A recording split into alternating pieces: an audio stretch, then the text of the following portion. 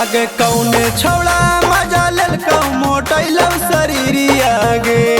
कौने छौड़ा मजा लेल मोटैलौ शरीरिया गे। धोड़ी पर पानी चुएल छौड़ी छिनरिया गे।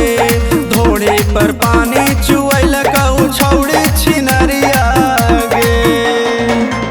आगे कौने छौड़ा मजा लेल मोटैलौ शरीरिया गे। कौने छौड़ा मजा लेल मोटैलौ शरीरिया गे। धोड़ी पर पानी चुएल छौड़ी छिनरिया गे। धोड़ी पर पानी चुएल छौड़ी छिनरिया गे। Music by Sonu Yadav.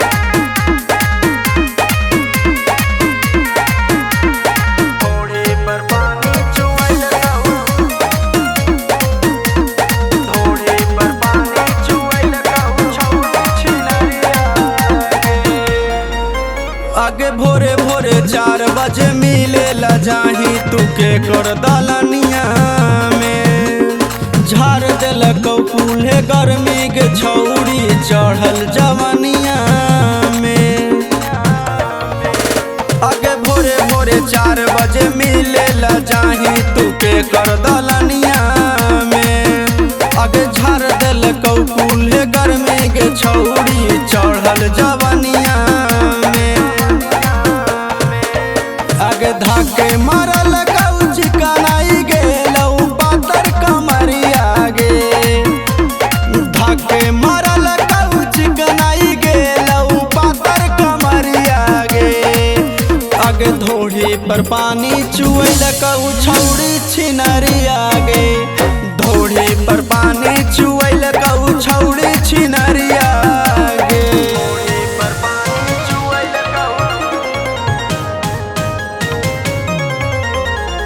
छौड़ी छिनरिया गे। धोड़ी पर पानी चुएल आगे ऊपर से नीचे ला बिगड़ल हकौ तोरा रहनिया गे। आगे केतना के पीले है छौड़ी बतावे नया दुपनिया गे।